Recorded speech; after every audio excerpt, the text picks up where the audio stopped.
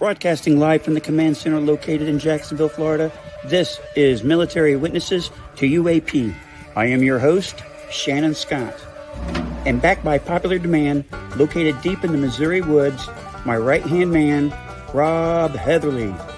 We both have assumed the duties and responsibilities of continuing the conversation. So, buckle up, hold my beer, hang on, and let's get started with today's briefings.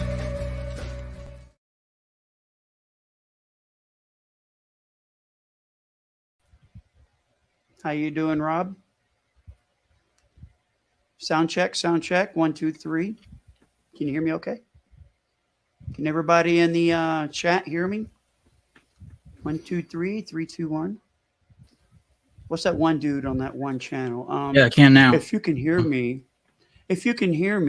type in Zuterus Zetekilo Bakilubidoo. Oh, I see someone can hear us. Yeah.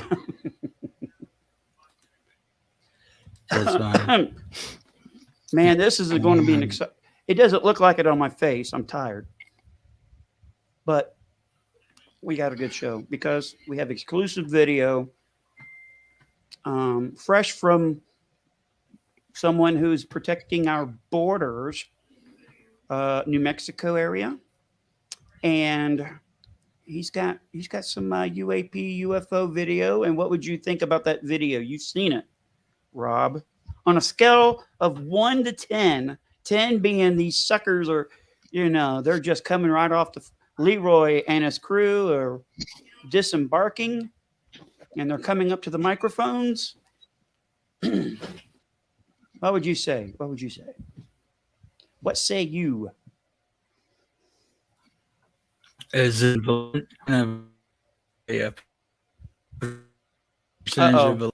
Look at there. I got my sign up. You're buffering, dude. Look at there.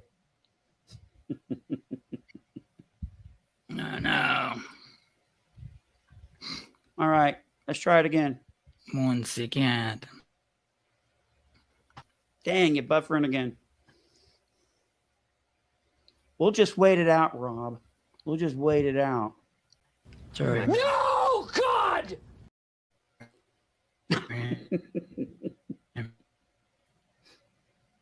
Man, someone at StreamYard. You about to lose your job. You about to lose your job. Get this dance. You about to lose your job because you are detaining me for nothing.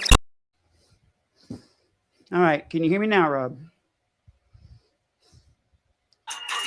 Okay. Yes, sir. Hey, I can hear you perfectly now. Notifications out. 3 hours later. What's that, Rob? Oh, man. I am trying to put this out on Twitter, but it's not cooperating with me. It's probably the reason why you're buffering. What is going on with those Missouri servers this evening? Well, I'm buff. Hi, Linda. Hi, Bob. Hey, Last of the Finest. Hey, Cliff C. Hey, Military Witnesses to UAP. Hey, Michael. If you guys don't mind to tweet this out, I am having technical difficulties. And if you couldn't hear Rob because he is buffering, he said if y'all would please tweet out this link of this show. He's having some technical difficulties this evening. Yeah, he says clear. Cliff C says clear those temp files, man, and get more RAM. Yes, sir.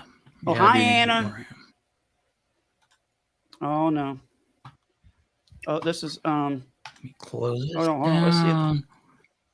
This, that, and the other thing. Somebody we may know by the name of Anna just said, I just got a server. Oh, was family for the last 14 years.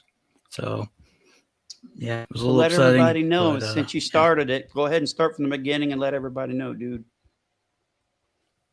Well, I had a beautiful, huge Persian cat that I raised from a pup since spring of '09, and he ended up dying a couple nights ago. So I stayed up on his arms and leg, well, all four. He doesn't have arms, holding his paws together because he kept having seizures and stuff for about 5 hours straight and stuff. And then he finally died, and yeah, it wasn't a pleasant experience, to say the least.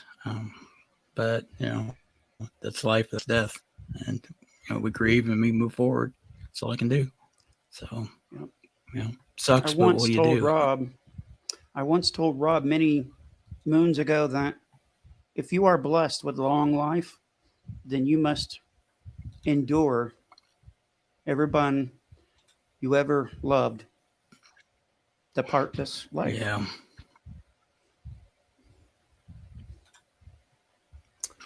Yeah, I've known people that lived extremely long age, and they just really didn't like outliving everybody they loved. And like the Johnny Cash song, of his last album he put out, that was just really thought-provoking and lamenting about that very thing that you're talking about, that all of his friends, his wife, he died, and he did a Reprisals 9 Inch Nail version of Hurt. Yeah. Unfortunate, definitely, but he didn't. I mean, that was his magnum opus. Well, in my opinion, that was some of his best work. Like with Roy Orbison, when his last album, Mystery Girl, that culminated his life's work, and he was seeing his own mortality, and wanted to have one last album out there to kind of say his goodbyes and sentiment of his life experiences that he went through. So it was kind of a bittersweet, but we can't dissociate from life. It's not like a do-over where you can just say cut and and be blind to the bad parts of it. So we have to. A hammer shatters glass, but forges steel, and we all have to choose which one we're going to be, and just giving up isn't an option. So just keep moving forward. That's all we can do.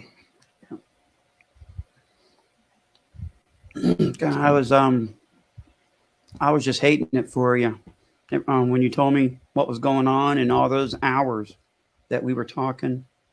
And the last text was, he's gone. And it just ate me up. Just, we've all been there.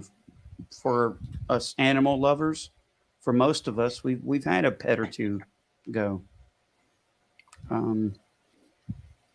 Yeah. And it was especially painful because I lost, we had a mastiff that was about 100 pounds, and I'd raised her from the size of a football when she was a puppy in early 2012 or so. And I mean, she literally was my shadow for the whole entire time. And when I slept, she slept, and when I was up, she was following me around just wherever I went. And just a constant companion. And when Nana's working and things, and I'm home alone, and kept me from, and my cat, when I was most homebound and sick for about 5 years straight, from 2008 to 2012. I didn't have the ability to keep a dog inside during that time, and they got my cat in 2009 as a kitten, and he slept on my bed ever since. And when I was up, he was sitting by my side, and just pretty much my shadow as well. So losing them both, and span of a year, the two oldest pets I've had by far, and they're all gone now. So I've got a new dog that we got a few months ago that was severely abused and traumatized, and it's taken a long time to train her up, but she's proving to be a very decent companion as well. Ironically, kind of filling in the footsteps of the dog we lost last year, and it's just really kind of kind of odd the way that she's picked up some of the mannerisms that Petra did, and that's uncommon in any animal. But to have two in a row like that is just, to me, it's like, God taking care of me, that He knew my needs, and sent me another dog. I mean, ironically, she's got these brilliant light blue eyes, and Mac, my cat that just died, did as well. And both of them remind me of the eyes of my dad that I lost in '93. So it's just kind of, just strange how the universe works that way. But I was thankful for the time I had, and we just keep moving forward. Yeah.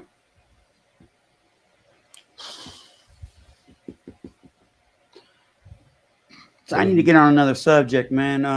You're asking me about the video that you've gotten recently from close to the Tex-Mex border. Yeah. Somewhere in that vicinity. What would you say? It's pretty good? Oh, it's from we know the ones that the Navy released, the 3 videos, were very compelling. This, I think, is not quite as clear as far as being able to define the shape, but as far as authenticity and just textbook, the way it flashes like like every rare gemstone that as it ionizes the gases, that in the way it's flipping and rotating, kind of like a gyroscope and things. I would say that that's some of the best video in its class of that type of UAP that you could hope for. And the way that it was zoomed in on by Border Patrol with the instrumentation they had, was an excellent example of what's out there that we're trying to figure out. But we know that they're not conventional drones being out there across the desert like that, and as high as up as it was, and the persistent hang time. And conventional drones can't, at least civilian conventional drones can't operate that way. So it's very high probability that's a real unidentified object that isn't man-made, but it's moving by intelligent design. So a non-human intelligence. But what from there, who's to say? But it definitely looks compelling and real. Did you happen to get the metadata with the file of that? I'll look, but I do have. I have to. This person, I know who they are, but I would have to say anonymous because that's their wish. Right. Yeah. Right? Of course. I can give. I can give out information if someone's interested. I know it's in New Mexico. I know how far away from the border it was, but I don't want to give out too specifics on the date and time. Yeah, because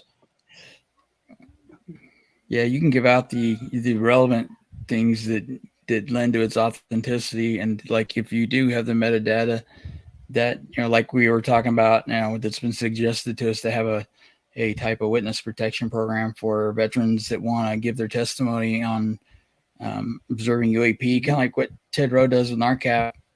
But if they want to give their testimony and pass it forward to Congress or whomever, but keep their identity secret, at least for the interim, then we would be that liaison for them, of a go-between. So this video to me is kind of right in line with stand by. That's all me, guys. Go ahead, Rob. We're good now.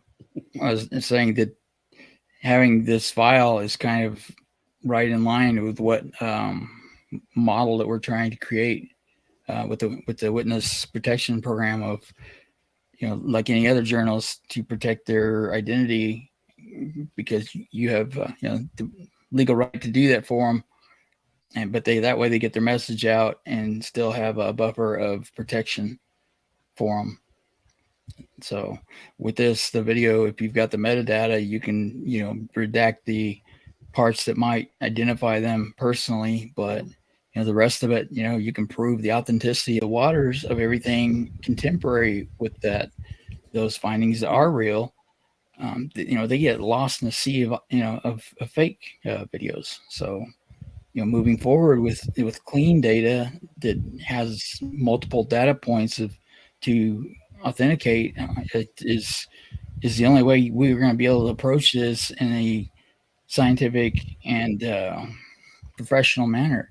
And I think both have their place of with the UFO community, and we need to have people talking about this obviously and discussing it among themselves for a variety of reasons. But um, they don't if they don't want to have to provide the burden of proof on it or don't have it, that's an informal way of kind of a community, kind of like what they do on UFO Twitter. But Yeah. when in our alternate ancient history community on Twitter, we were so used to debating academics and things that went against the grain of not wanting to acknowledge the real history of humanity. It became default that when you put out something as fact, you back it up with a link to prove it. You don't just make assertions of, "Oh, this is real," and somebody else said so. That's not a valid argument, and it doesn't support your narrative. So unless you have a link or something to substantiate it, it's just gossip at the end of the day. And that It is. I don't mean in a negative connotation, but that's the way that the academics, Congress, and others, the skeptics, and we need healthy skepticism. Yeah. That they need that validation, but also for our own parts, that we need to get in the habit of going back and looking for first source authenticity if possible, and at least two independent, credible sources. And I Yep. think that's the only way we're going to be able to gain legitimacy in this topic is to pick our battles of which ones have the most provable validity to them and use those as our benchmarks to basically advance best in class for each type of incident that we're looking at. We need to find the best examples for each type that brings validity to this topic, because it's such a Yep. monumental uphill challenge. Just like with the Younger Dryas impact hypothesis, Firestone in 2007 when he first proposed it, he got beaten down like with a virtual hailstorm from the scientific community. But perseverance paid off, along with facts and peer-reviewed papers and all that. That now they've understood that that's science fact. It's not just speculation anymore. They proved it, and there were some CMEs involved with that from the sun, but with the rare earth metals and things, that unequivocally proved that during the Younger Dryas impacts, those were comets. So we've got to approach this methodically as well on the debates where it matters with people, where we need to prove it with facts. We need to back it up. We can't just flip it out there and say, "Well, this is real," and not be able to understand why we think it's real. We need to be able to explain to others, but it also, like what we do in our ancient history community, it helps us understand better why we believe what we do and make sure that we're not having any cognitive biases and shortcutting the process and assuming that it's real, but we don't remember why it's real. So that's an excellent exercise with the skeptics that are being civil. I welcome that all day long. Yep. So I think a good example of that, Rob, is today when I was doing a little bit of show prep, and I told you my opinion has changed on a Mhm. UAP UFO, and you said, "Why is that?" Mhm. And that's because I heard some more information from a researcher who, it's kind of like a scale. You get the more information you get either way, if it is something may not of this earth, or maybe it is something more terrestrial. And when I heard that more evidence coming in of this thing being more terrestrial, it's like, man, that's not what I wanted to hear.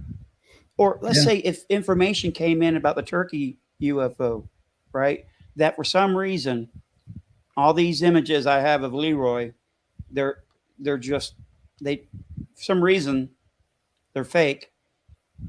and there's an explanation, and it's a perfectly good explanation. I would have to go, dang it. Okay, it's it's just comments. It's just the way we do it. Yeah. Right here in my fingers, this photo right here, the Calvin or Calvine, two different ways to pronounce it apparently. Information came in on the Martin Willis show. I just watched prior to coming on to this one, and the people in the know, they're saying it's terrestrial. It's from here, and these are the reasons why. It's ours, as in British, or it's something during the Cold War that the Americans happen to fly through here. Is that somebody's testimony, or did Yeah, that's they have, the head investigator, the one who brought everything forward, the one who found the individual who was the public affairs for the Ministry of Defense at the time, who had that photo, and this guy is still researching. Hey, so he's thinking that it was Blue Force Black Projects? yeah, it's something. something humans made. What made him change his mind? That's still classified. So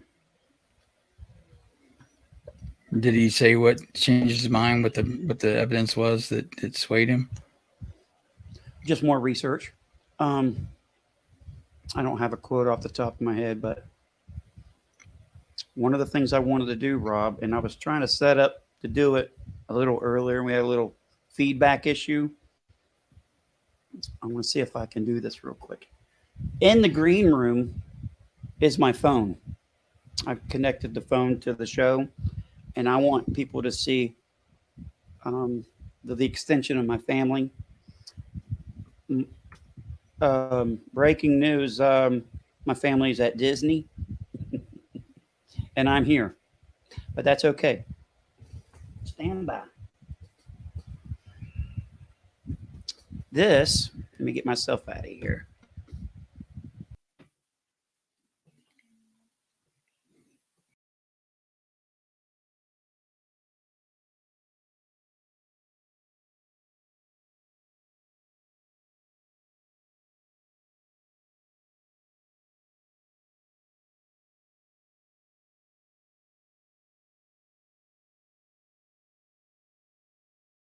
To take their patents to testing phase, with 25 million with Mazda to basically use toroidal field energy that Tesla, Schauberg, and many others, Townsend Brown and Keeley, they've all been suppressed with it, but had figured it out at some point, at least portions of it, that the ancients apparently were using that we've lost. So, we're going to reacquire that technologies, and it would be free, renewable. Rob, kids say goodbye and thank you for the pizza cooker. What? Well, apparently when I brought up the video, or brought up the puppies, and I put me down, even though my mic is not muted, if I'm taken away out of the studio, Linda says she can't hear me, so I won't do that no more. I'll just get rid of him, and then I'll do the puppy thing. But the German Shepherd is blue. He's the one who popped his head up. The Beagle is who cares about the Beagle? He ain't my dog. No, that's Cooper. He's a really good puppy. And I was saying that this is my family because my other family's at Disney. So that's what you guys missed. But that's okay. Yep. Okay, everyone ready for that video? You ready for that video? Let me tell you what I had to do. I learned, and when I went to college after I retired, I got you may not know this, but I got my degree as a surgical tech, Associates of Science degree. One of the biggest lessons I've learned out of that entire class was if there's something you cannot do, you don't know how to do, just go on YouTube. People will show you step by step how to do something. And I can't tell you how many times I've done something on YouTube just by watching it. So today, I learned how to put a watermark on a video because I didn't want someone to rip off this video and say or it was theirs modify or it. something. Yeah. So, oh, by the way, the banners, let's see and bring it back up. We have, where's it at? Where's it at? Where's it at? That's not there. Stand by, folks. It's not there. We have background music. Apparently, I can't navigate through any of this. Oh, it's in banners. We have, there it is. Nope. Yep. 43 subscribers to go. Okay. So if you haven't, I looked at the analytics, right? And we got 95% of our viewers are subscribers. So thank you very much. For you folks that are the 5%, you got to help us out by getting us. Yeah. Thank you very much if you do subscribe. The reason why we need 1,000 is because Rob and I are doing a charity, and we're using this YouTube channel as a platform.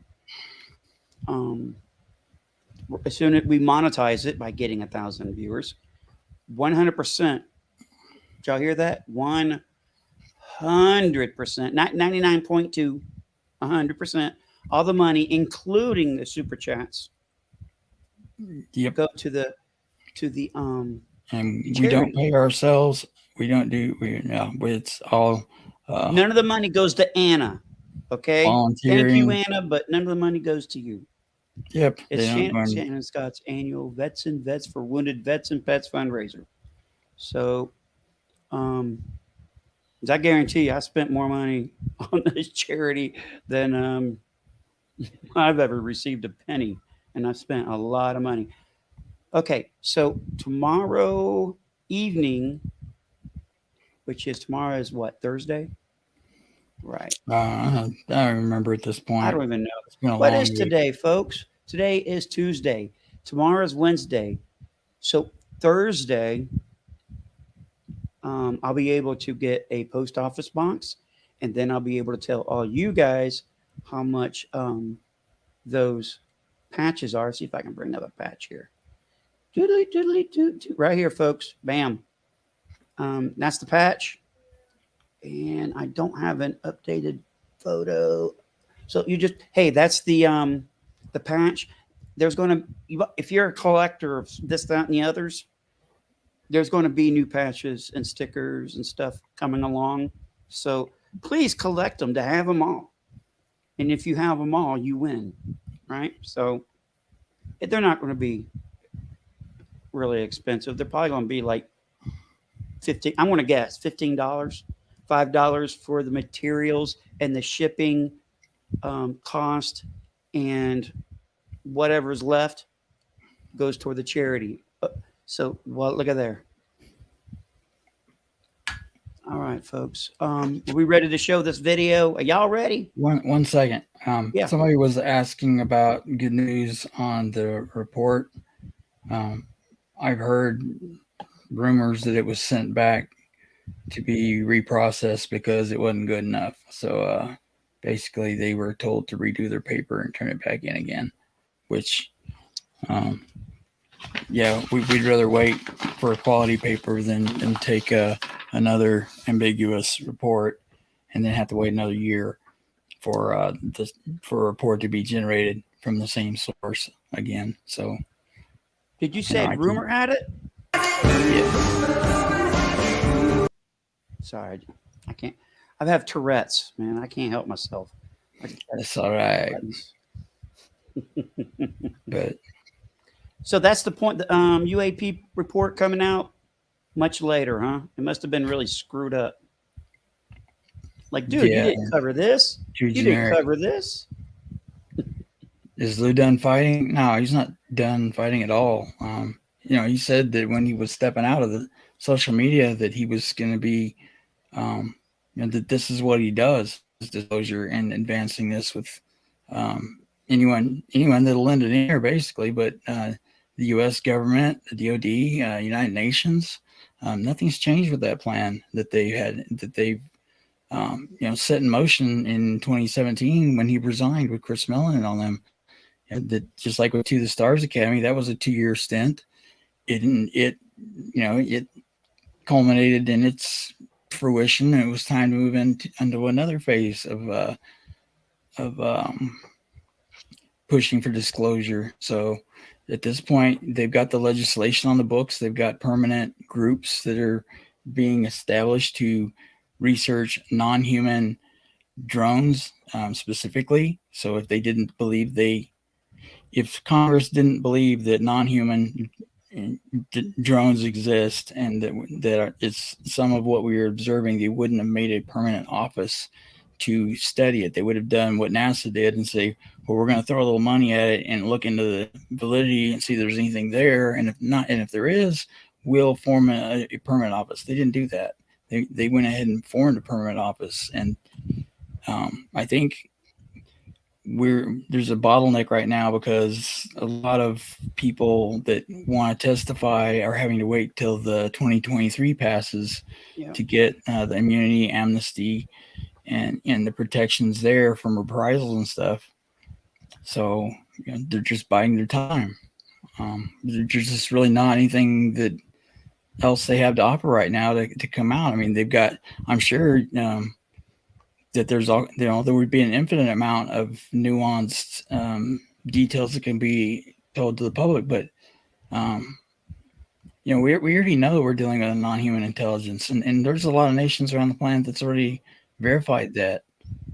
And and disclosure is kind of a gray term it means different things to different people. So for me, it's having our government acknowledge that they understand that we are dealing with non-human intelligences, and that to me is fundamental of what would be disclosure. And from there, whether they acknowledge anything on having any reverse engineered technologies, crash retrieval programs, things of that nature, time will tell. I expect that there's going to be some good information made public within the year, probably, as things get, the walls get broken down on the bottleneck that they've staunchly put up a wall to stall as long as they can. And that's why the report's late. They knew damn well it wasn't going to be adequate and sent back, as a do-over. So, and likely that they're waiting to see how the Senate and the House shake up as to what direction they can take, what their chess moves are politically. And I know that, some people say, well, it's bipartisan support, so that shouldn't change anything. Well, if the speakers change and the subcommittee heads change, they determine what gets voted on and what doesn't, and what has priorities and what doesn't. So there's a lot of dynamics that come into that could have an effect on disclosure either way. So I imagine they're waiting to see if they've got some loyalists that'll help them try and suppress it, or at least drag it out for a while longer, or if there's going to be flaming proponents for disclosure that are going to be put in charge of subcommittees that are just going to turn the fire hydrant on them. So, they're waiting until the 2023 passes as well, and all the votes come in to establish the balance of power.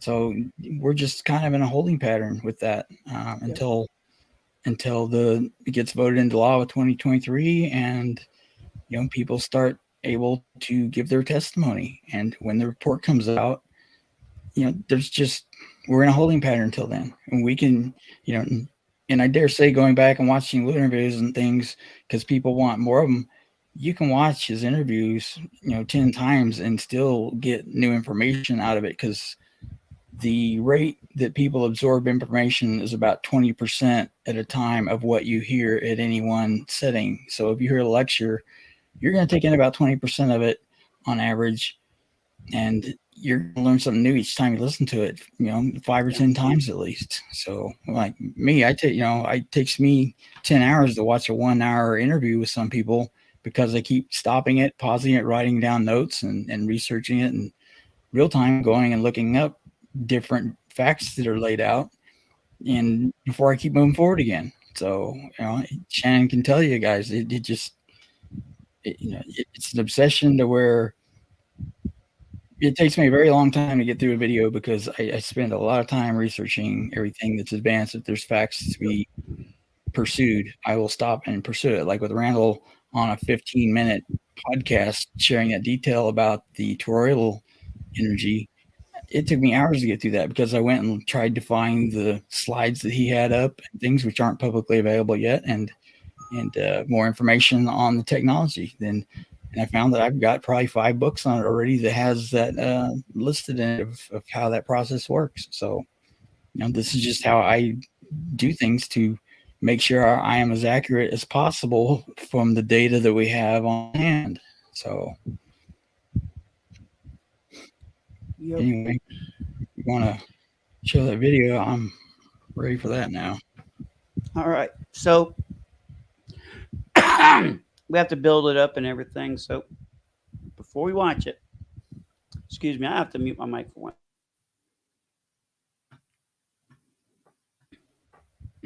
All right. So if you guys follow me on Twitter, and if you don't, you should, because right here, you go right here at SHANDSCOTT. I put up a poll. My first poll, folks. All right. So the poll said, it was a question: is the UAP task force being honest in their reporting, or do you think they are purposely trying to deceive Congress and the American people? And make sure you vote, because there's only like 3 days left to vote. I got just under 100 votes so far. It's only 11.5% saying they're being honest, and 88.5% saying continuing to cover up. Me personally, I think they're going to be part of the problem or the cover up, and this is the reasons why. If you guys go back to that last hearing, UFO hearing, just my observation, it seemed as if they were thinking and they were talking like lawyers, being so careful about what they say. It makes me think they're not being so honest. That's not someone that has to go, I got to get my thoughts here. Man, when you got the truth, and you just, all you doing is that you're telling the truth, you don't have to wiggle your way out of everything. Yeah, there's going to be some stuff that they can't say, and it's because there's method, means, and all that junk that they can't put in an open hearing, of course. But it was just too. It was too. What's the word I'm looking for? It was too. You know what? They were too lawyerly. Okay, they were too lawyerly. The first hearing that they had. Yeah, they were. Congress was laying out their prosecution, as the of the. Have you ever heard of the Malmstrom incident? Yeah, the prosecution was laying out their case, that they already know the answers to the questions they were asking. They just want to get it on record and force them, box them into where they finally have to acknowledge, that these two guys, Moultrie and Bray, came into this topic and their positions, I think, about 3 years ago. So if they hadn't researched it or kept up, even if they weren't briefed in an official capacity, they still had deniable plausibility. And I'm sure they told their staff before coming to Congress, don't tell me anything that they might ask about, because I don't want to perjure myself in light of Congress. So just wait till deniable plausibility. Plausible deniability. That would be the name of it. All right. Y'all ready to see that video finally? Let's get this thing going. Let me bring it up. Stand by, folks. Here we go. Notice the watermark now. Notice the. All right, here we go.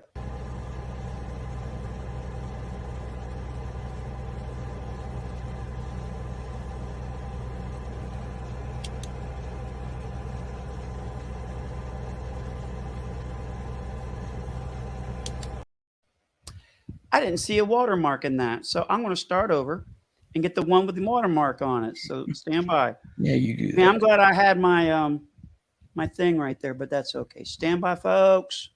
I want to see if this is it. This might be a little different. We're going to find out.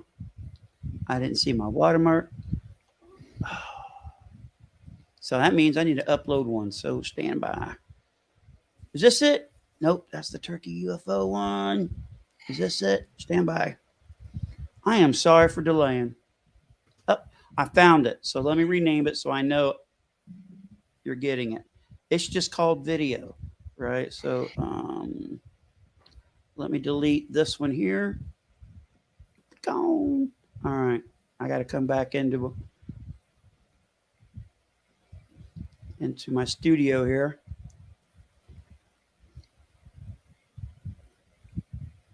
Let's see if I can find it. There it is.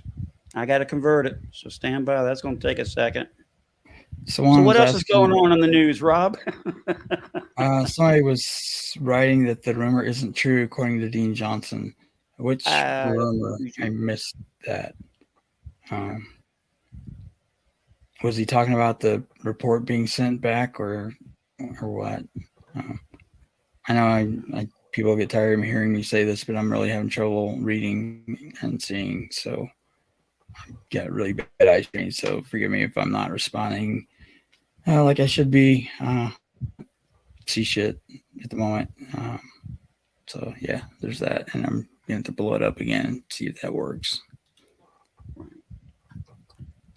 right, stand by. Let's take a look. I think I got it this time. I got to get back in my studio. Dang.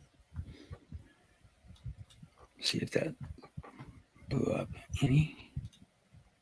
No. Little zoom button. Who'd have thunk it? I'm all jacked up today. That's not it, folks. Yeah, I can see. Let's see if this is it. I know, right?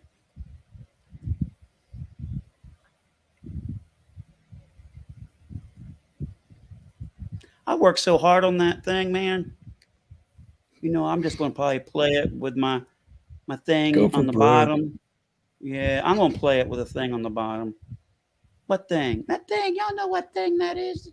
My little name on the bottom. Okay. Do your let's thing. Just do that. I know. I mean, I worked hard on that. That's okay. Let me get it up. There's my Shandy Scott. So they know who to contact.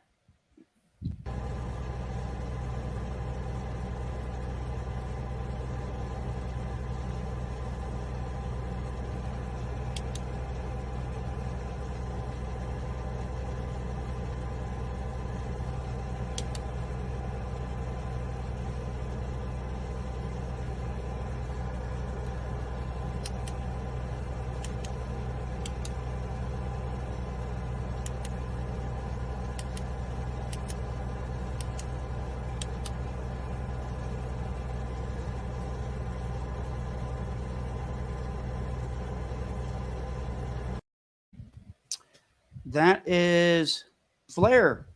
Wouldn't you say that's flare, Rob? Is that infrared? No, yeah, it's infrared. It tells what's hot and can tell what's cold. And just like Fravor video or whatever pilot that was switching back and forth. from not the it was like the last one where it just basically took off to the left when he was going back and forth. That's what this guy was doing in his patrol car. His whatever they look like. Yeah. Whatever, probably some SUV, probably.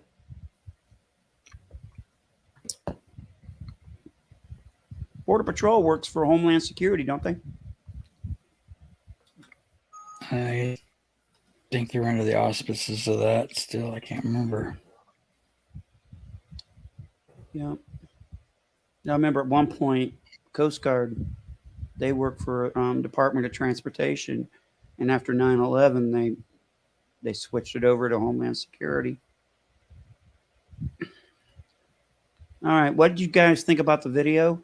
This is what I will do for you guys after the show. I know where the original, not the original, the one with the Watermark? Yeah, Or watermark. the metadata. The metadata you're talking about. I don't know if I want to put that one up. No, that's what I'm saying. Yeah, I'm just the one with the watermark. Yeah, I'll put that one up to my like OneDrive, and people can download that sucker and see it on their big screen TV. Okay, so that's what I will do. So stick around after the show. I'll get that up as soon as I can.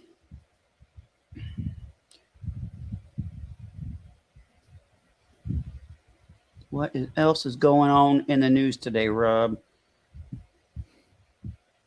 Anybody seen any good videos? Rob was typing. Let's see what Rob was typing. View images with tech is amazing. There's a lot of data already in circulation for a long time. Volumes of information on the tech already exist, just not the working blueprints. Yeah. Yeah. Oh, Jim from the Quirk Zone's here, dude. Yeah, welcome. Hey, dude. I love you, man. I love your videos. Yeah, they're amazing. Excellent work he does. I came into this a few years ago because I saw that the modern UAP and UFO, whatever we want to call them today, exhibit some of the same energy fundamentals that were used in antiquity to build the megaliths and things with, because there were no roads, no nothing. They had to have been using anti-gravity properties and the magnetic side of electromagnetism. We've built our civilization with the electrical side and missed out on how to manipulate what we call gravity. And that part of it in essentially cold fusion, superconductance, whatever you want to call it. Salvador Pais, with his Navy patents, I'm going back and researching in this now to look at the patents again in his interview with Kurt Zwangel. But if I'm correct, it sounds like the government may be trying to preempt that. They said that Randall said that information was that technology was developed in the Maldives for 7 years now, and they've gotten their patents and trademarks and everything else to roll it out. But it sounds like maybe the government has rolled out their version of patents to preempt the market. Maybe I am speculating from here because obviously I don't know anything concrete whatsoever. It's just I've heard some of the same fundamentals talked about with Salvador Pais from his interview that I was remembering that was too familiar with what Randall was saying. And I had just read an article or two, not a week prior to that, on Tesla that was saying the same thing. So I can't make the argument 100% that that's what the patents were about, but it's awful suspicious, the coincidence, if it wasn't. I'm not going to accuse the government of spying on anybody, but we know already the validity of that and the reality. If Randall was receiving messages, blueprints, and all that stuff from this person for 7 years, there's a high probability some governments had intercepted some of that and were well aware of the technology being evolved and by whom and when it would be rolled out. And they did take Tesla's trunks and all that, and a lot of it's still classified. And a lot of this, like I said, is directly in line with the technologies that he described and that he had in patents and stuff. That you could make the argument that this is all built on the foundations, which is what Randall said, that Tesla had speculated this, and basically brings back ether. And Randall said, no, it was Tyler Rice that Einstein wrote a paper in 1921 that discussed the ether as it applies to vortices and things of that nature. And I don't think Pi said that by accident. I think they were trying to lay the foundations to show that they developed that tech that we're going to see roll out probably. And, maybe our government trying to capitalize and control the narrative on that instead of, if they do allow the technologies to roll forward, which I don't see how they can stop it at this point, they're going to at least try and capitalize on it and corner the markets for the U.S. and our allies if they want to. I mean, how is a private person in the Maldives going to take on the U.S. government? I mean, it can be done, and I'm sure there'll be people jumping in to help, but this just looks to me like another appropriation of somebody's hard work with established industries that don't want to give up and relinquish their secrets. That there's obviously tremendous power and wealth both on the line here, and redistribution, and they don't want to give that up easily. And I dare say that's probably part of why the Air Force and other agencies are resisting so hard, is that those that truly have the technology and things on hand and maybe have been able to reverse engineer it don't want to relinquish it. So it's hard to turn loose of that kind of power. I mean, de facto, if they've reverse engineered craft that have these capabilities, they could literally dominate the planet if they wanted to. It's a scary proposition, but I think a good example, Rob, would be like electric vehicles, for instance. Now, if you don't have cars going to the pump, then the local government are not getting the taxes to maintain the highways and this, that, and the other, right? Now, would this free energy thing, would that cause an issue as well? Just, nothing conspiratorial with issues, just like the taxes to keep the roads maintained, and all of a sudden you got cars not contributing to the taxes. Yeah, I don't know how that's going to play out, but how, if it can be, they said they could retrofit car engines and things like that, but I don't know. I mean, if that's the case, they can take the place of coal and coal-fired plants and things of that nature. Anything with a mechanical engine could be retrofitted in theory with this. So they'd still be able to apply the technologies to power plants and things, and the government can still meter out the power lines and all that and charge for the electricity and such. So I don't know what the process of evolving these plasmoids are, but I'm sure the government will figure out a way to tax it and profit from it. I'm not worried about the government going broke, not knowing how to tax somebody. So that's an unfortunate reality. Yeah, data derivations. I will look that up. The drop test. I'm always looking for new information to follow up on that. Eagle Eye. I'll check out your link after the show as well. Thank you very much.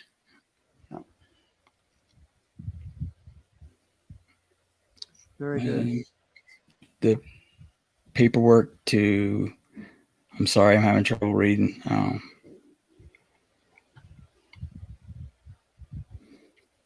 No, I don't. Somebody with the username of A. Such a bold claim. Yeah, Randall wouldn't put it out there if he didn't have the evidence to back it up. And like you said, he's going to prove it because he's got the. If it turns out to be not authentic, it won't be on Randall's part. It'll be on the sender's part because we all know Randall does his research, do in his due diligence. So if he feels there's validity to it, then I'm sure he didn't just take the guy's word for it, that they had it examined by people that had permission, obviously, to look and to verify that it looks authentic. And we already know from antiquity that this type of technology exists and was in use. It's encoded into all the megaliths, and I mean, frankly, that's been my argument for 7 years now, is that there are high speed machine tool marks on most all the megalithic structures on the planet, if you know what you're looking for. So they had to I would have agree a with way that. they had to have a way to create the craft and to cut, quarry, move, and there's all kinds of legends and myths about how the stones were they chanted and the stones moved. They were like magic. They didn't have roads in antiquity. They had to be going through the air, frankly. And how, we don't know, but this is the type technology they use, because when we were looking to see if there are any advanced civilizations and like the pre-industrial age, and like we went through in the last 200-300 years, Yeah. where it was coming about, we were looking for signatures of fossil fuels and things of that nature in deep antiquity to roll back, several hundreds of thousands of years, if not millions of years. We were looking for chemical signatures on our technology, not that kind of technology. But I dare say we can authenticate this because we know that they can soften and re-solidify stone without vitrifying it or shattering the quartz crystals in it. And we know that they're saw blades because the inclusions like quartz and things weren't plucked out. They were sliced through as a high-speed saw blade would. You can't do that with a handsaw. So in antiquity, we can see the evidence that they were able to soften and re-solidify.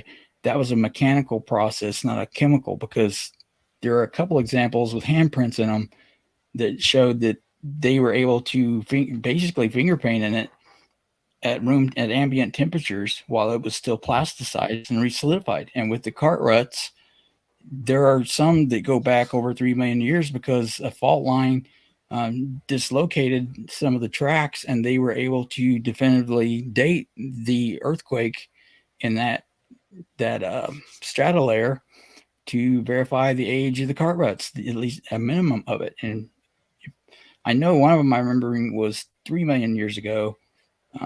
And if I'd have to go back and look, but 3 million years is a good place to start. That's already unbelievable. There's no need for me to go back to the one that was 25 million years ago. It's going to be hard enough to prove the one at 3 million, but that does indicate that the stone softening temporarily was in play in deep antiquity, and this type of technology wouldn't leave the chemical signatures we were looking for. Probably the byproduct of it is going to be occurring gas in our atmosphere that's not a greenhouse gas. So we wouldn't find the signatures of it. And they've done an excellent job of policing their toys when they left and went who knows where at the last flood. That there's all the writing is gone. That there's not even a broken saw blade that we're aware of, or equipment that got buried in a flood or an avalanche. It's just all gone. And it takes some extremely high technology in place to be able to police all your slag and your tools and all that crap, across the entire planet. And in tens, if not hundreds of thousands of years, the only thing that is left is silver, gold, and stone. And that's what we keep finding all over the place. Is like with Denisovans. In one of the caves, there was a bracelet dated to at least 80,000 years ago. So, there is evidence to show that this high technology was in play hundreds of thousands of years ago, if not millions of years ago. And they've even found anatomically modern humans that go back at least a million years now, I think. So, it just keeps getting older. Like Graham Hancock keeps saying, stuff just keeps getting older.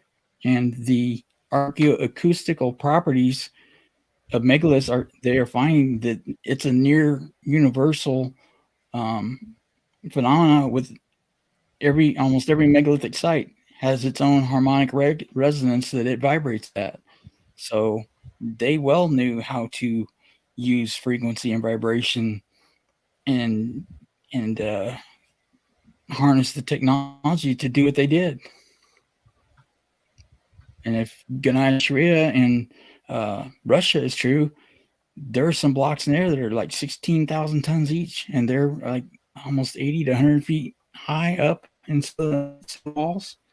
And that would, if they can prove that is man-made, which I think they can, if you know what you're looking for, that extreme weathering pushes it back hundreds of thousands of years. So, the evidence is there, but for us to understand, good night, Anna, love you, to understand what we're encountering now, at least in part, we have to look at antiquity, and we know that many of these civilizations even admit that they were legacy civilizations, like the Egyptians, the Mayans, the Inca, in Southeast Asia. All those, they didn't claim to build their megaliths; they inherited them. And those that have statuary left behind, like in Egypt, the Sumerians, India, obviously, that we can identify at least 3 factions of little g gods that were having paleo contact with early primitive humanity. And Göbekli Tepe even has a pillar 43 enclosure D resonates with a standing wave, and that's a peer-reviewed paper on that one to authenticate it. So that was the echoes of a dying civilization that got their ass kicked with the impacts at 12,800 years ago and 11,600. So the theory is that they tried to reboot in several places around the planet, including Egypt, Sumeria, Sumar, and Indus Valley, India. It all stacks up. It's there. The story for what we're dealing with now, we've got volumes and volumes of information if people wants to go back and look at that. There's precedence for this, long precedence. So, we don't have to that we set off a nuclear bomb and in 47, and then all of a sudden some far-flung aliens saw it from another solar system or galaxy and came running. They were already here. We've got evidence of that they've been here longer than humanity, probably. I mean, as long as humanity's been around and painting on cave walls, they've depicted them. There's one that goes back 40,000 years. So the way that they move through vibration would be the same way these craft are moving. They basically made it a like a Bose-Einstein condensate with Cooper pairs. They essentially mirror a superconductor that can either be done with extremely low temperatures, or I've also found there's another type that can be made with extreme pressures, and those kinds of pressures for that type of superconductor just happens to be the kind of pressure that's at the core of our planet. So in theory, you could be making these craft deep in the bowels of our Earth with that pressure, and that they're creating the skin of these craft and stuff with that are able to be the wave guys for this type of technology. So, it's fascinating. But yep.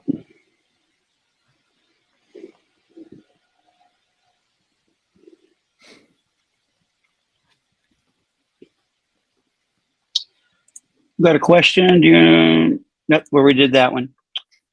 Liquid mercury. I've heard that one come up a few times. Yeah, red mercury too. And some of it, I think, is a byproduct of the procedure. And we get some of these craft that Jacques Vallée talked about, where they're vibrating and then they start dropping molten metals off. I have to wonder if that, where they talked about why would they make isotopic atoms. It's such an odd array that seems random. Why would they go through that much trouble It would take billions of dollars for us to reproduce, just a fraction of an ounce, with today's modern technologies. But I'm wondering if that wasn't a natural byproduct, like an exhaust from a car, that when it got out of balance and a runaway chain reaction, that they had to purge basically like spent fuel rods. They had to dump the excess, and that would explain why they're in weird isotopic ratios in some atomic atoms in that sample and not in other atoms in that same sample. So, Right. well, it's in theory, Swan, that's the only way, but we don't know every way, because they're obviously, with this technology that was lost to us for at least 5,500 years, we don't know what all is possible anymore. So, and they don't have to go long distance in space if they've lived here for hundreds, if not millions of years as well. So, I think that we have to expand our imaginations to every possibility, and it's going to be easier through a process of elimination to figure out what we're not dealing with at this point than what we are, because it's a wide open door on the possibilities and potentialities of what this can be used for and where it originated from. Yeah.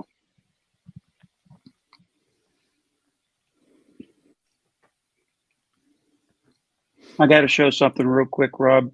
Stand by.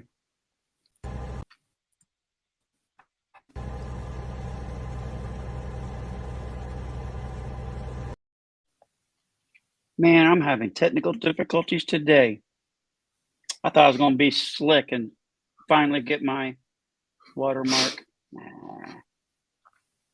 No one wants to see my stinking watermark. Sorry, man.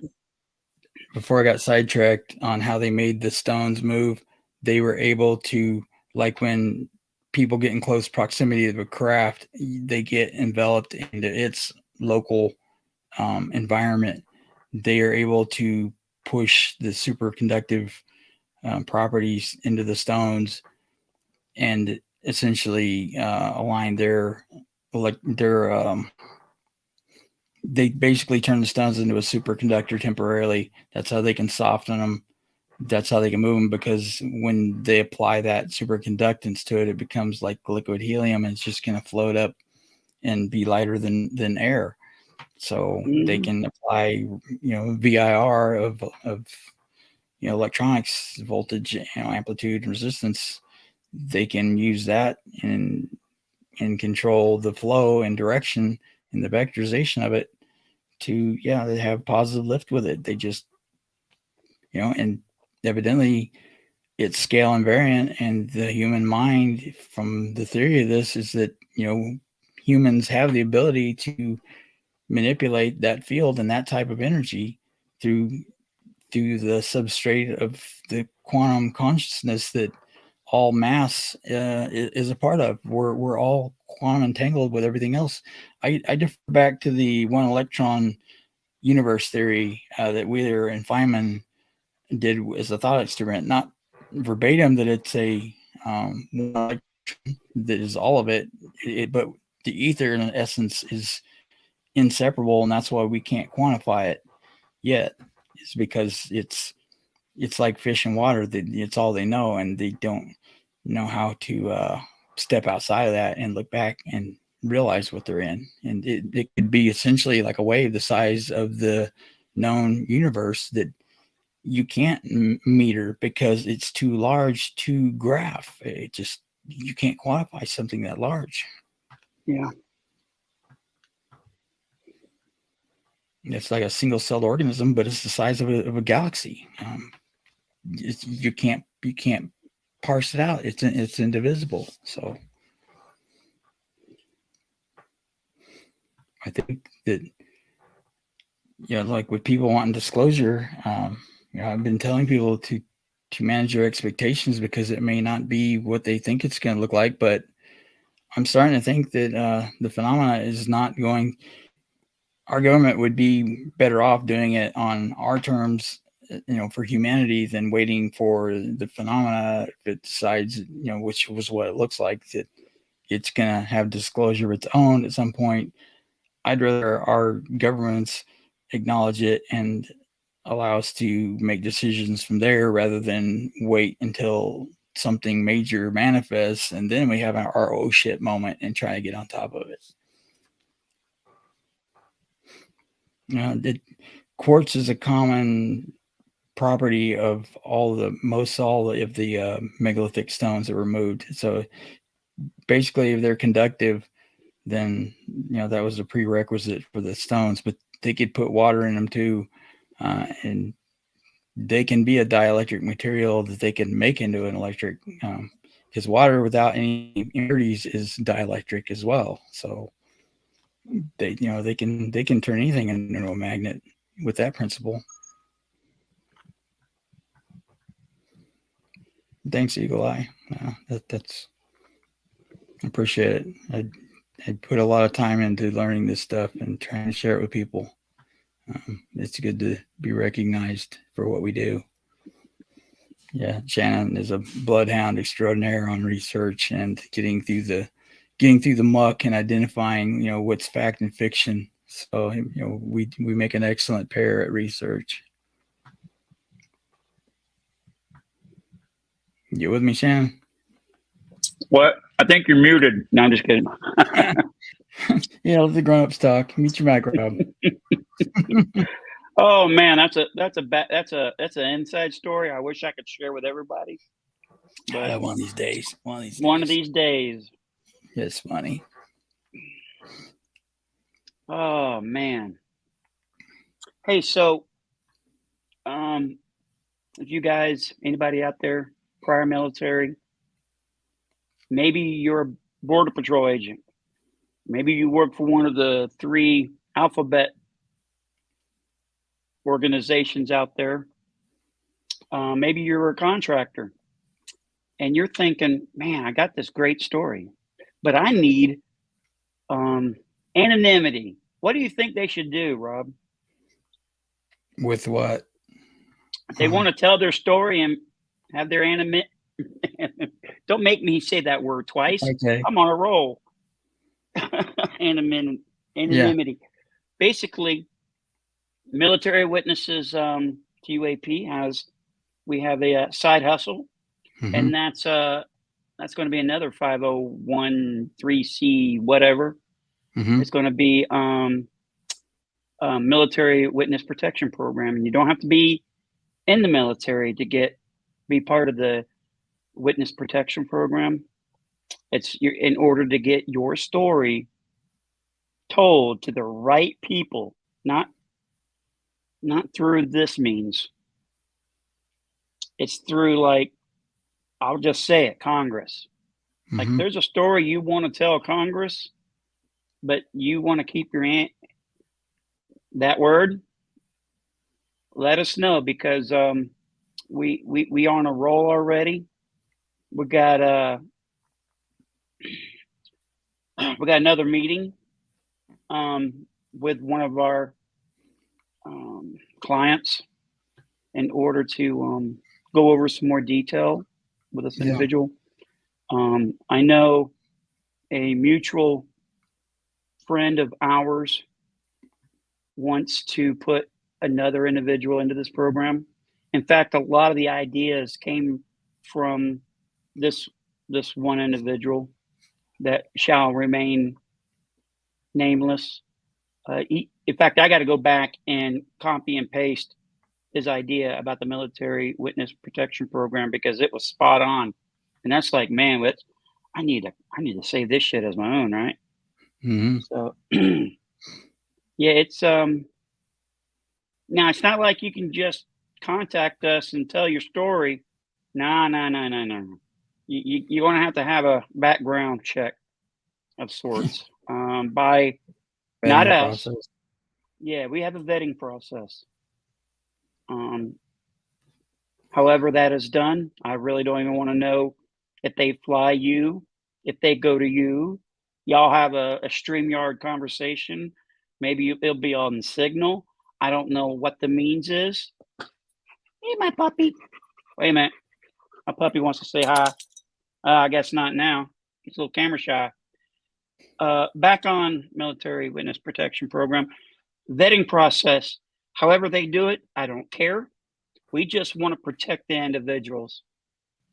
That's our goal, Yeah. right? So Yeah. And with the one case you're talking about, he was severely mistreated by the agents on deck at the time, which obviously were under the some faction of the DoD or DOE or both, likely, and whether he wants to prove the validity of the UAP part of that or not, that is not the important part on our. For us helping him, it's getting him vindicated, and he had to quit the military because of how badly he was treated. So he lost his career. He was, his life was threatened. He's got severe PTSD. So getting him justice and hopefully I think he had compensation. biological effects as well. Yeah, Like, and biological effects. evaluated. So I mean, that, it's the apex of the stories Mhm. is this individual. It really is. He's an apex. It really is going to be hard to beat what he has, but I'm Yeah. all ears. And guess what? He's got to get vetted just like everybody else. We'll get everybody taken care of. But I want reconciliation for this individual. I think Yeah. he's the reason. This individual is the reason why we're doing what we're doing. He's our poster child, basically. Yeah, of the poster child of government overreach and abuse, or military. Damn, Just right case may on, be. dude. Right on. And yeah, Cliff C wrote about Internet of People. Man, you don't know how right you are.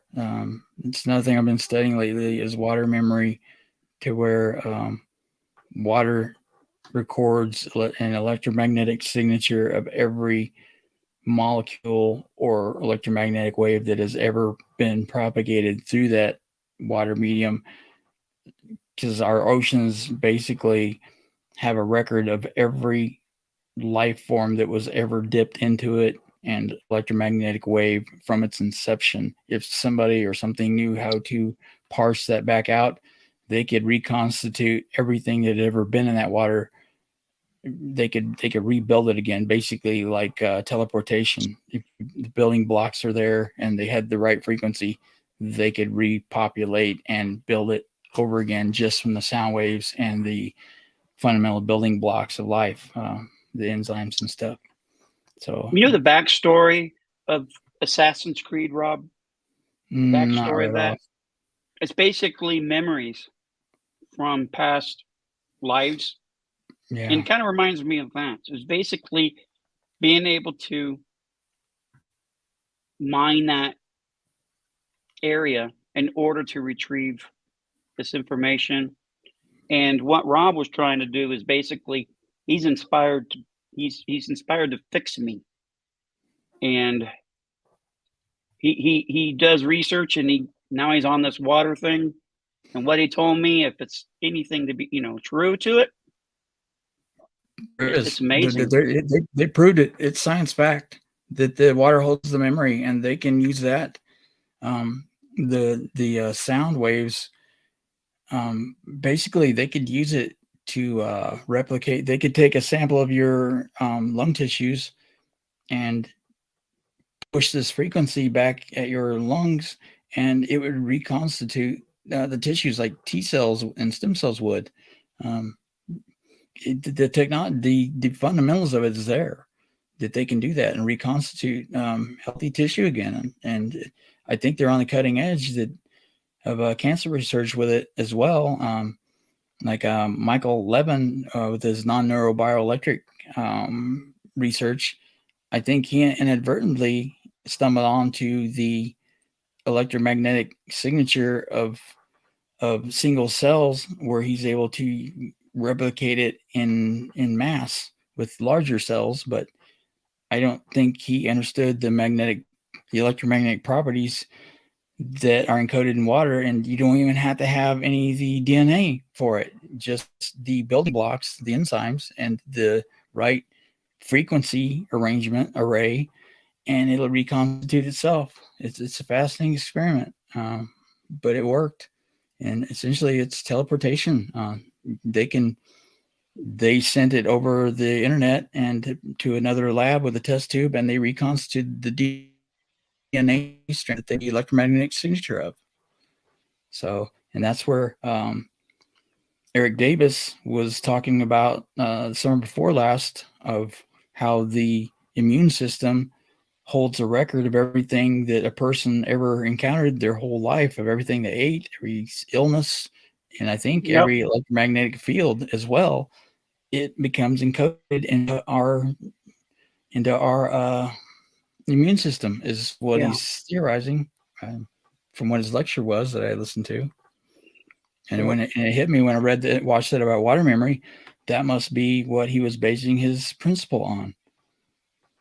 Yeah, it's exactly If you mechanics. guys are saying, Rob, you just blew my mind, he does that to me every day. It's okay, folks. It's a normal feeling. Yeah.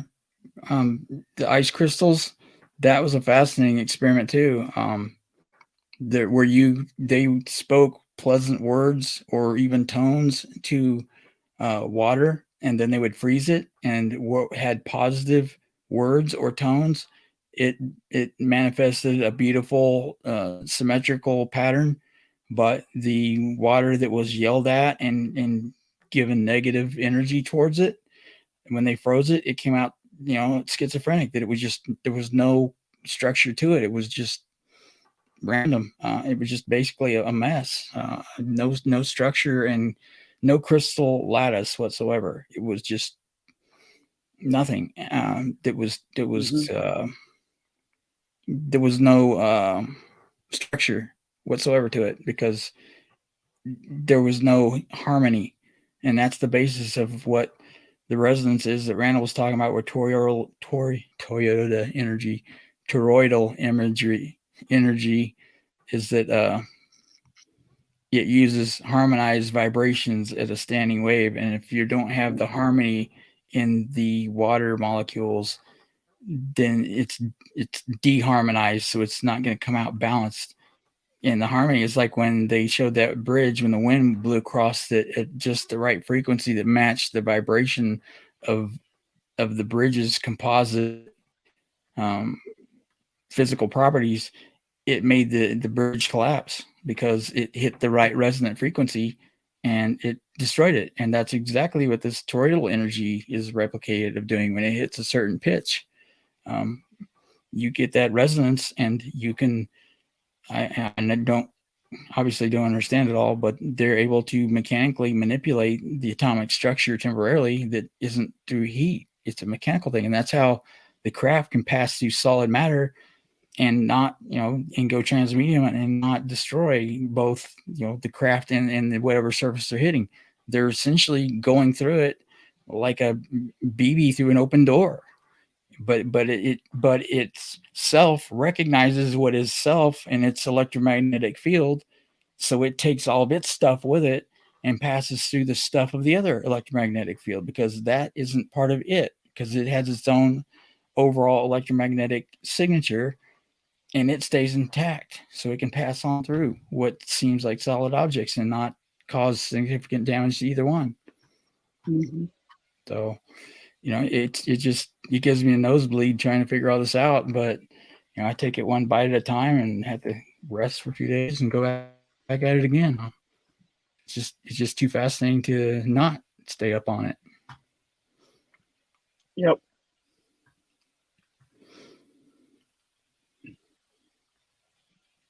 Apparently, we're being listened to while people are working. Data derivations here is listening while I rebuild kitchen components. In other words, he's putting the sink back together. The plumbing. It's hard to watch the show when you're underneath the under the sink with a flashlight, hopefully on your head. Where you look. No, it's nobody's saying it's not important. Last the finest. It's just We're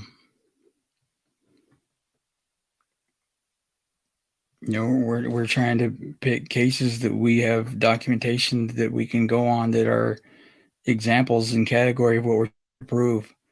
And we basically have to have the best factual evidence that we can provide. And I know the guy that you're talking about, Jeff Blast, that gave with the Jolt, that gave the interview for that story, and he heard from an engineer that told him that they were building it for UAPs and the radar system. So there's no way to verify that it's not, that it is exclusive for just UAPs or USPs or either one. We know that all the radar systems and stuff can be tuned to sort known from unknown, and I would imagine this is another instance of that. And it's all relative, and this is important, but we're trying to build a case as a prosecution with, like, what Congress did, with the most fundamental provable data sets that we can get hold of to advance first. And it's a very fascinating account of what you experienced with Eglin. And I welcome anybody to pursue that with you. We've got one of our older interviews that does go over that with you, that people can reflect back on.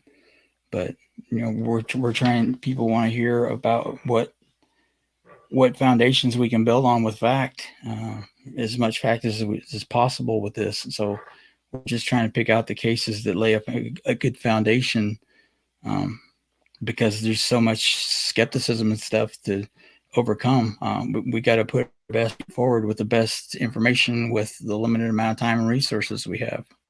So don't take it personal, or any of you, if we can't take up and focus in on any specific case at the time. We're kind of limited on resources here, but better than others, Rob. Yeah, but we are limited. Like the UFO UAP video that we saw this evening. Like, if I had any information that would be that I could add to this video, like this is a bunch of BS, and these are the reasons why, we would tell you guys. We're not here to convince you of anything. That either way, because information can come up at any time, and and that would make that would complete the story. We're not going to hold back on that just to keep you guys thinking that this stuff is something that it's not. That's not how we roll.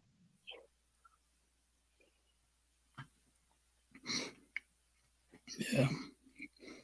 And yeah, Eli, you're right. You're absolutely right. The walls of Jericho, they're finding, before they found Göbekli Tepe, that was the oldest structure on the planet. I think 10,000 years ago.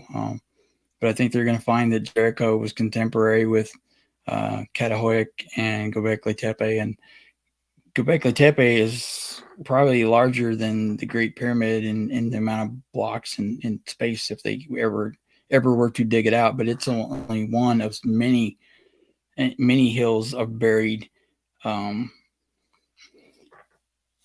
same type of structures that's at Göbekli Tepe. They are replicated dozens of times over in that region. And Catahoyuk, because like at Göbekli Tepe, they weren't used for, they weren't dwelling places. People didn't live there at those sites. But at Catahoyuk, that was nearby, was a town that was contemporary with it. And what was interesting is the earliest parts of Catahoyuk, they go in through the top of the roofs, and later on they build side doors that they can walk in, which I found kind of interesting, because at the Younger Dryas, a lot of the megafauna like saber-toothed tigers and such were eradicated in some of these areas like that. Whereas, like with dolmens and things, you don't want to have a quick place of a rabbit hole you could jump into with big, dire wolves and things like that running around. But after the Younger Dryas, 90% of the megafauna were eradicated. They don't need, rabbit holes literally to dive into anymore. So they could afford to have a front door walk in, because the big cats weren't there anymore, and dire wolves. So it's just fascinating to research. And yeah, and they did find out the walls of Jericho were collapsed. Who'd have thunk it? The more they try and disprove the Bible, the more they're proving that those people and places actually existed. So, that it's just all big picture that, we're trying to build a tapestry here, like Randall talks about, that coalesces all these seemingly out, independent happenstances and disciplines. We're trying to coalesce them all into a big picture here to see the totality of our history and use that as a foundation to establish what we're encountering now, because the best way to know what anything is to observe it over time. And we've already got precedents, if we go back and look, of what we're dealing with now, at least part of it. So, and there's at least 4 different ages of megalithic construction that is unique to itself.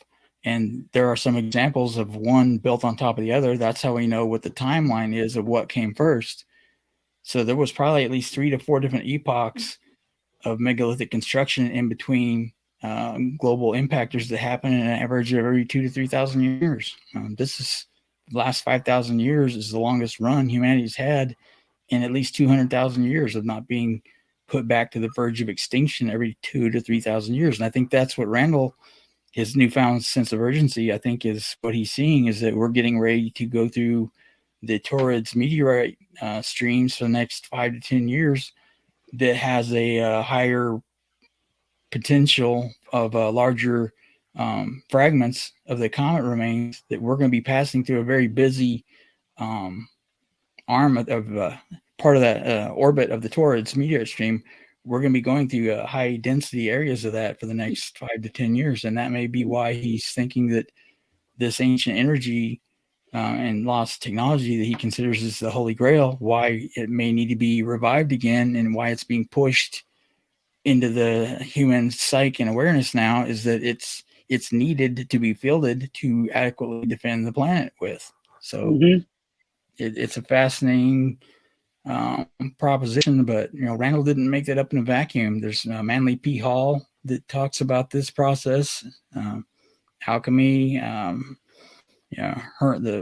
the tablets of Thoth, alchemy. It's just, and even all the major religions, they have many layers of communication, but at the core, they're all telling the same narrative at their depths. It's fascinating. So, people that claim that religion is false, the same sentient architect developed this system and code, authored all the major religions, and even pagan and cryptids. They're all teaching the same.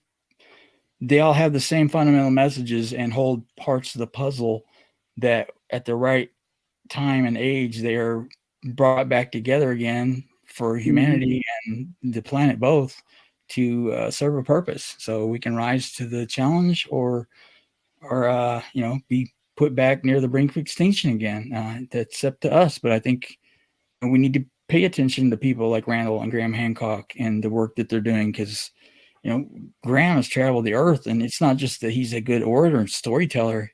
This guy's been hands-on all of his life researching this stuff. So yeah, they call him, a pseudoscientist, whatever. He's a journalist. He's a reporter. The reason he came into this was he was out in the field, doing what journalists do, taking stories, and started noticing some inconsistencies, like what happened with a lot of us, that history didn't line up with what they were experiencing in real time, real person, when they went to some of these sites and found out that, hey, we're being lied to, and the story is not only incomplete, some of it is just blatantly false, and like the Vatican and Smithsonian and governments, they know that it's false, but they're complicit with it because they don't want to break the status quo. Just like with Randall and catastrophism, it's taken him 2 decades to get his message out and accepted, and the power of Joe Rogan to do it, to overcome that stigma. And now with, Firestone and them, with the Younger Dryas impact hypothesis, they brought it to market, and, it's science fact now. And it took extreme dedication and facts to bring it to its fruition. So, this is an uphill battle we're fighting, and that's why we want the most fundamental, provable data sets that we can possibly get hold of with our limited abilities. We got to stay our best case, up front. Yeah. On Twitter, James Fox recently tweeted, "I'm told more details on photographic evidence coming very, very soon from those who've seen it." Let me reread that. I put the period in the wrong place. "I'm told more details on photographic evidence coming very soon from those who've seen it. Period. In the interim, hope you enjoy this article." And he puts in there, filmmaker claims video exists that captured alien creatures from the 1996. Yeah. We went over that already, but you know what? That's worth repeating. Because I don't think he'd put stuff out like that if, honestly, I think he's seen something. Something convinced him that, besides someone saying, yeah, there was somebody with a video recorder in the room when these guys were. Mm-hmm. You know what? Like Jim Quirk said, you need proof there's aliens in this world, folks. All you have to do is look at the Ariel School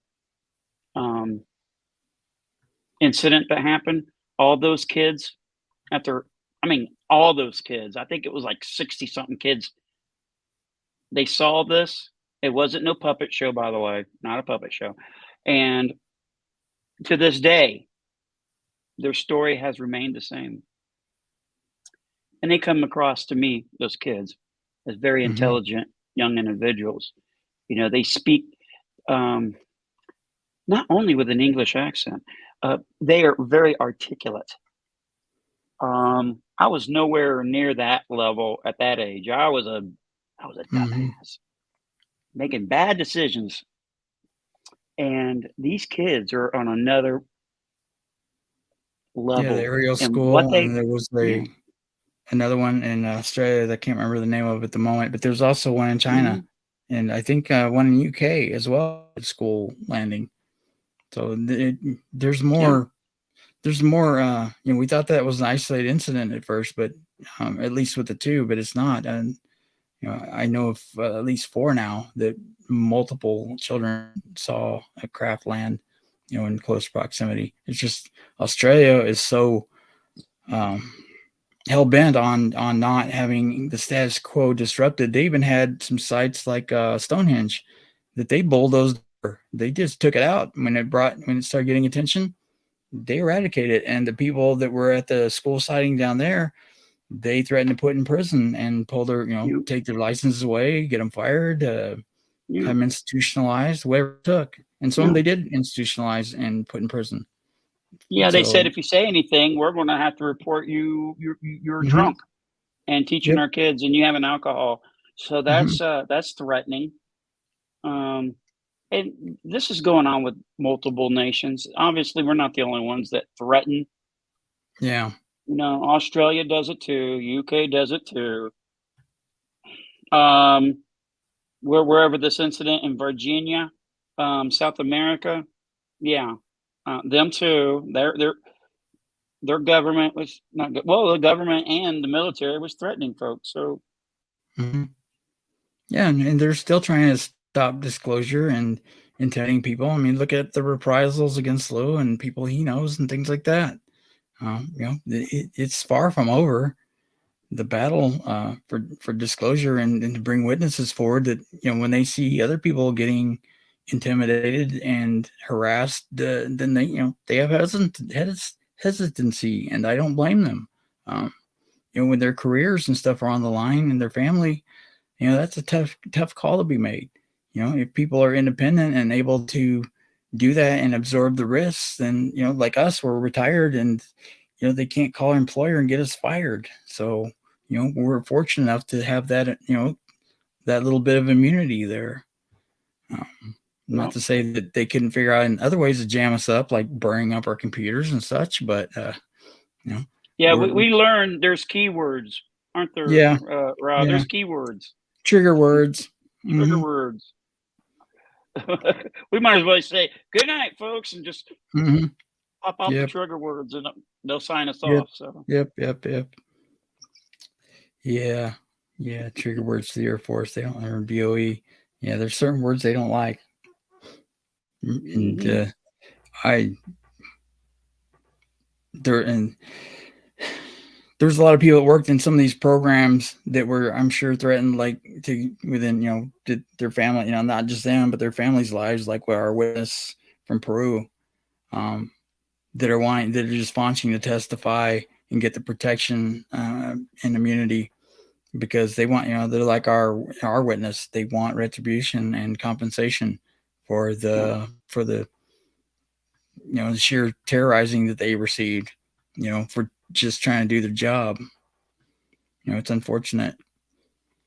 So, we can help this kid get justice. And even if he doesn't want to speak to the authenticity of the craft, that's not what matters. It's his life and his, what he went through.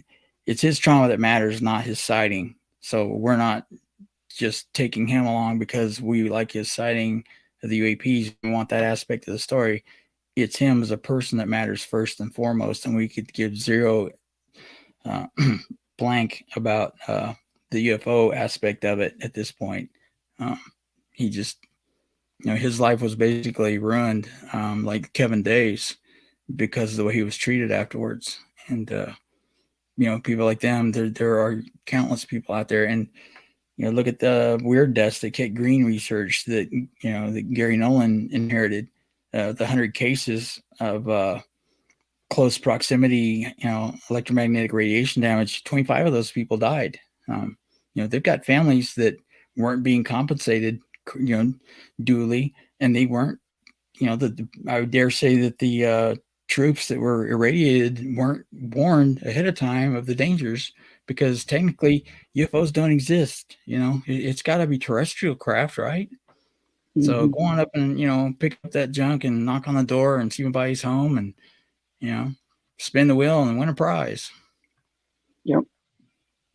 So yeah, there's a lot of vindication and reparations that need made here for people, and that's why we're here doing this. Help veterans and help witnesses. That's why we named the Yeah. channel what we did. And Rob, I have a question for you. Would you consider you and me and this channel part of the UFO community? I think we are commingling in it.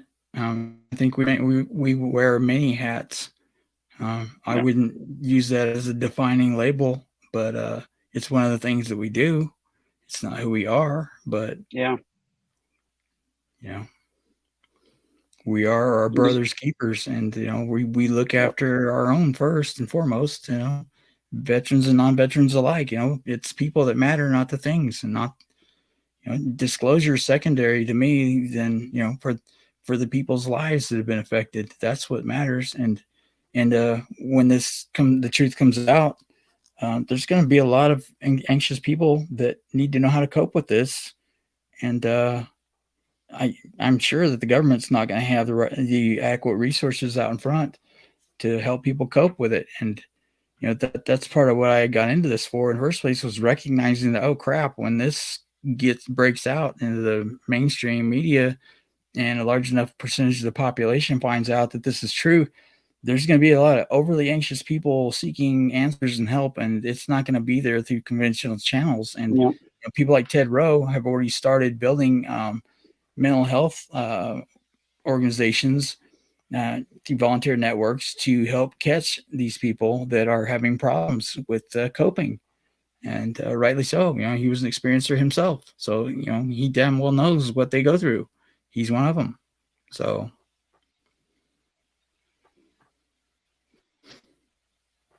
Wouldn't it be sweet to hear one day, Rob, before we both depart from this world, that a special prosecutor has been assigned for our guy? That would be so freaking sweet, dude. That yes, it would. I feel like drinking a beer. Let me get a beer going over. Yep. Okay, it's a Coke, Drink one not a for me, beer. too. I know it's a Coke. Yeah, that's what I'd like. That's like the end game, I guess. What I'd like out of all of this, I like a special prosecutor. Maybe an IG investigation.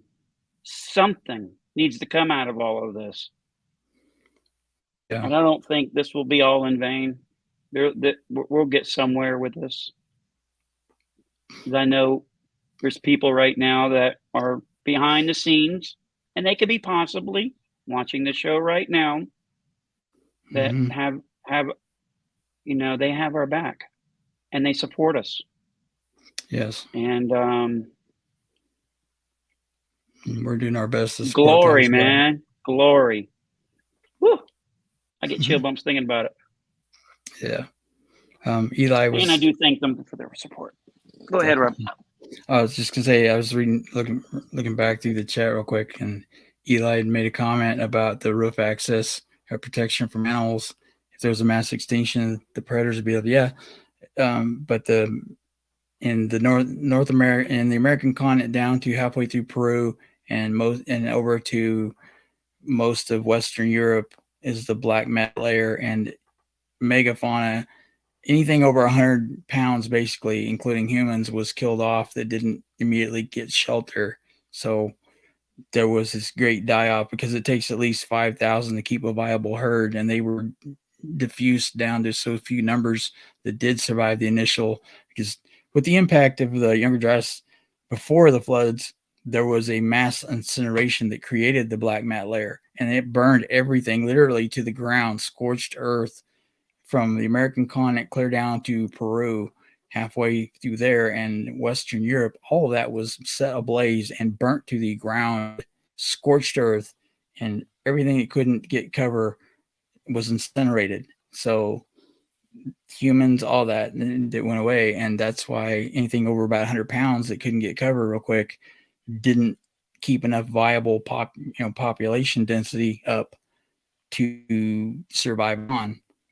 So, the last of the woolly mammoths were on an island off the coast of Siberia that finally went extinct about 5,000 to 6,000 years ago because their herd got below the critical level to keep their DNA from being corrupted, and they eventually died off from it. So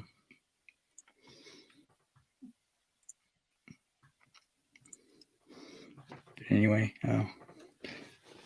Rob, how we doing on time? Let me tell you how we doing on time. If you guys have any questions, make sure you put them in caps. Well, an hour and 15 minutes. That went by quicker than I thought.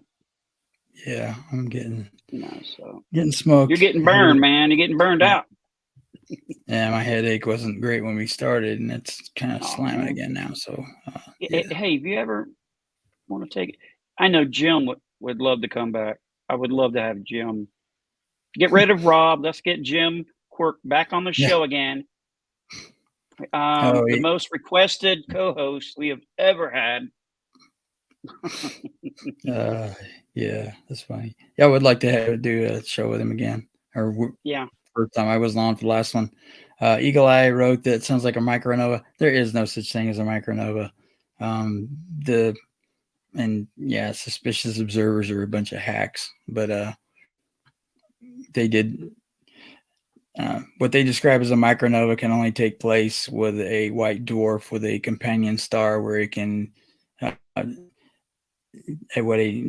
what NASA has termed a micronova in reverse engineering that terminology is the periodicity of a white dwarf that absorbs energy from a parent or from a sister star that every once in a while when it absorbs a certain percentage of materials, then it sloughs off its outer shell because it's not very warm.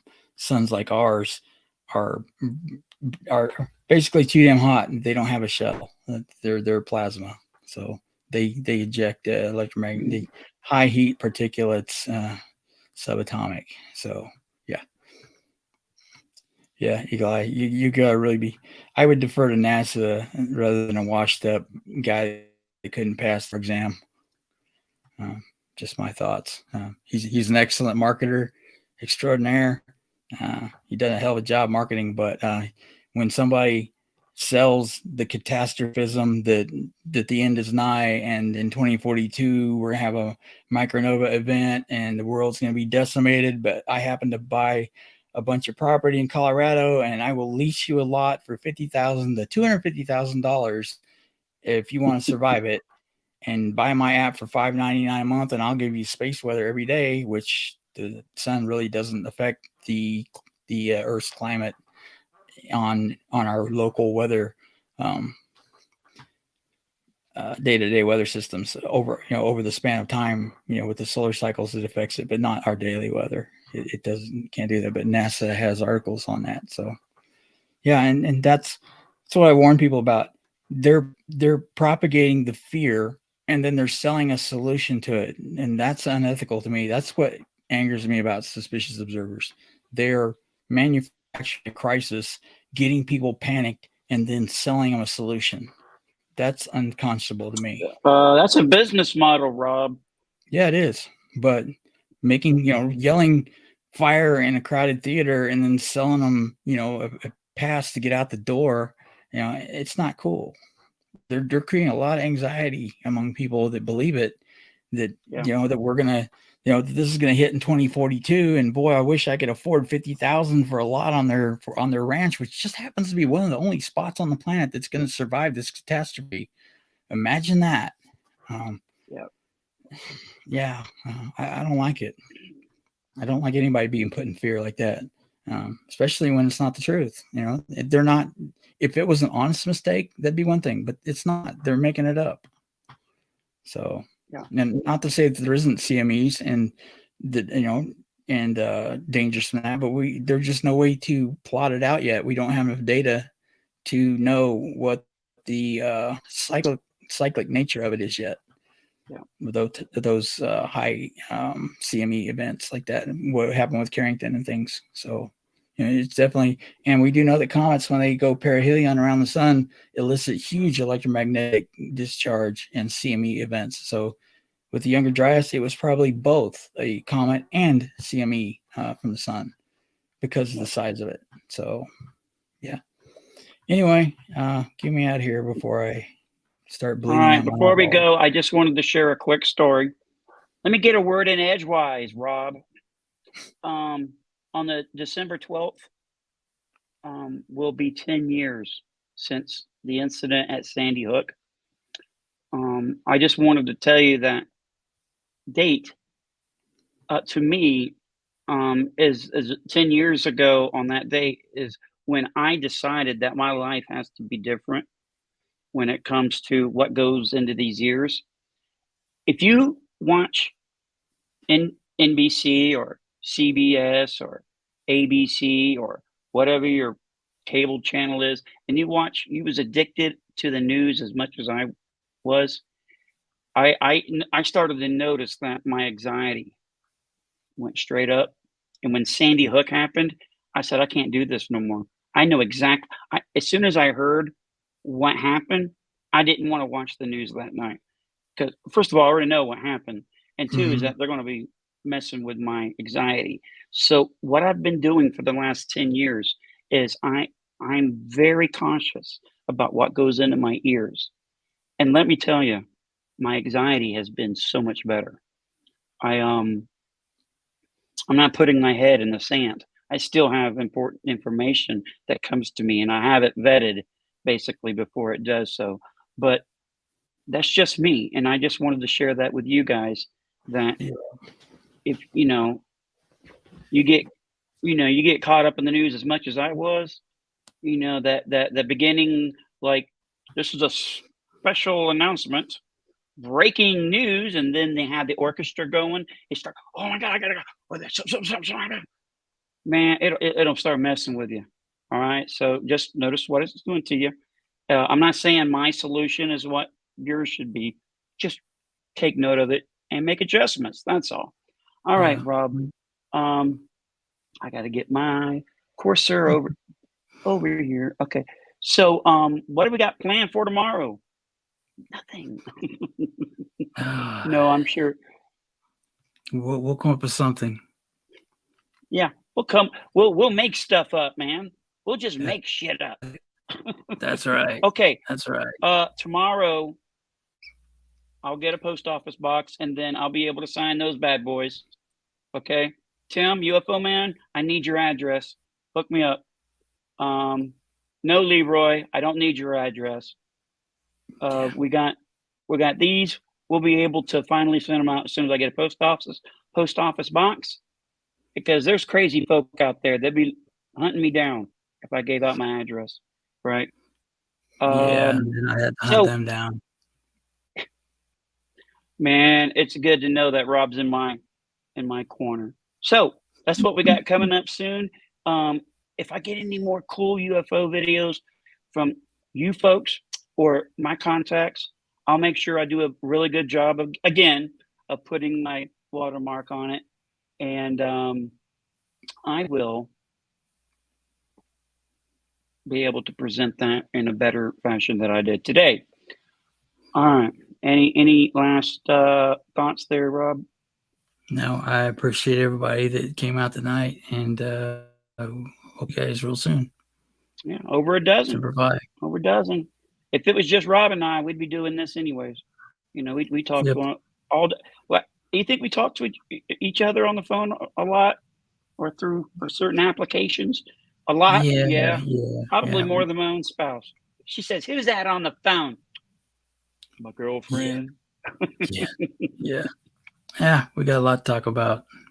So yeah. All right. Good night, folks. I'll take care, all right? Nothing but love for you. Nothing but love for you.